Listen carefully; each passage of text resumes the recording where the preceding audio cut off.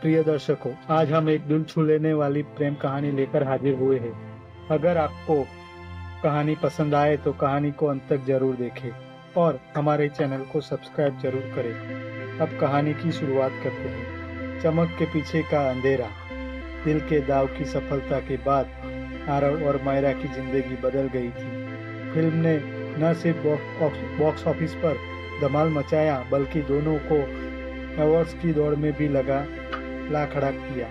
मुंबई की चकाचौंध अब उनकी अपनी थी। बड़े बड़े प्रोड्यूसर्स उनके पीछे थे और हर मैगजीन के कवर पर उनकी तस्वीरें छप रही थी। लेकिन इस चमक के पीछे कुछ ऐसा था जो धीरे धीरे उनके रिश्ते में दरार डाल रहा था। एक शाम एक अवार्ड फंक्शन के बाद दोनों अपने नए अपार्टमेंट की बालकनी पर बैठे थे।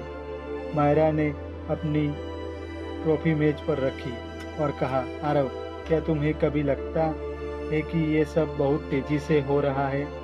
हाँ, आरव ने हंसते हुए कहा, लेकिन यही तो हमारा सपना था मायरा। सपना था, मायरा ने धीरे से कहा, लेकिन अब लगता है कि हम उस नाटक से बाहर निकले तो एक नया नाटक शुरू हो गया। आरव ने उसकी ओर देखा। क्या मतलब? हम एक दूसरे के लिए वक्त नहीं निकाल पाते, मायरा ने कहा। शूटिंग, इंटरव्यू, पार्टियां, हम कहाँ खो गए? आरव चुप हो गया। वह जानता था कि मायरा सही कह रही थी। पिछले कुछ महीनों में वे इतने व्यस्त हो गए थे कि उनकी बातचीत सिर्फ स्क्रिप्ट और शेड्यूल तक सीमित रह गई थी। उसी रात आरव को एक मैसेज आया, हीरो, अपनी जीत का मजा लो क्योंकि ये ज़्यादा दिन नहीं चलेगी। नंबर अनजान था। उसने मायरा को दिखाया।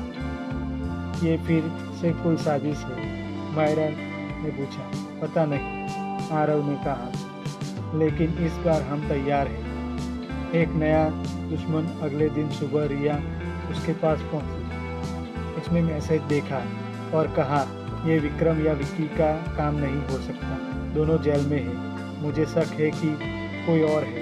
कौन? मायरा ने पूछा। शायद कोई जो तुम्हारी कामयाबी से जलता हो, रिया ने कहा। फिल्म इंडस्ट्री में दुश्मन कम नहीं होते। उसी दिन एक न्यूज चैनल पर खबर चली, दिल के दाव के स्टार पर सनसनीखेज आरोप। एक अनजान सूत्र से ने दावा किया कि आरव और मायरा ने अपनी फिल्म को हिट करने के लिए गलत तरीके अपनाए थे। सोशल मीडिया पर अफवाहों का तूफान उठ गया। कुछ ने कहा कि उन्होंने पुराने प्रोड्यूसर को धोखा दिया, तो कुछ ने उनके रिश्ते को नाटक बताया। आरव ने टीवी बंद कर दिया। ये सब झूठ है। कौन कर रहा है ये? हमें पता लगाना होगा, मायरा ने कहा, वरना ये हमारी जिंदगी बर्बाद कर देगा। रिया ने अपने पुराने कनेक्शन का इस्तेमाल किया और पता लगाया कि ये अफवाह एक बड़े प्रोड्यूसर करण वर्मा के ऑफिस से शुरू हुई थी।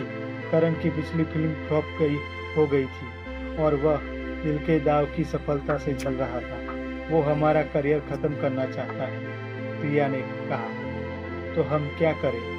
आरव ने पूछा। उसके खेल को उसी के खिलाफ इस्तेमाल करें, मायरा ने ठंडे स्वर में कहा। जवाबी हमला। अगले हफ्ते आरव और मायरा ने एक प्रेस कॉन्फ्रेंस बुलाई। कैमरे उनके सामने थे और सवालों की बौछार शुरू हो गई। क्या आपने धोखे से फिल्म हिट की? एक रिपोर्टर ने पूछा। नहीं, आरव ने शांत स्वर में कहा। हमने मेहनत की, लेकिन जो लोग सच को झूठ में बदलना चाहते हैं उनके पास अब वक्त कम है, मायरा ने आगे बढ़कर कहा। हमारे पास सबूत है कि ये अफवाहें करण वर्मा ने फैलाई।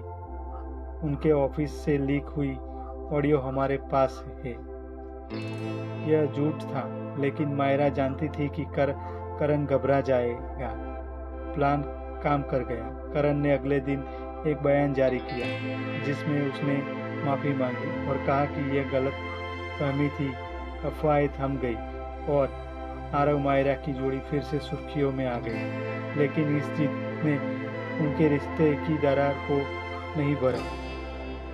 एक रात शूटिंग के बाद मायरा ने कहा, आरव मुझे ब्रेक चाहिए, इस चमक से, इस भागदौड़ से। उससे भी? आरव ने दुखी स्वर में पूछा। नहीं, मायरा ने कहा, मैं बस खुद को समझना चाहती हूँ, अंत या नई शुरुआत। मायरा अगले दिन अपने गांव चली गई। आरव ने उसे रोकने की कोशिश नहीं की।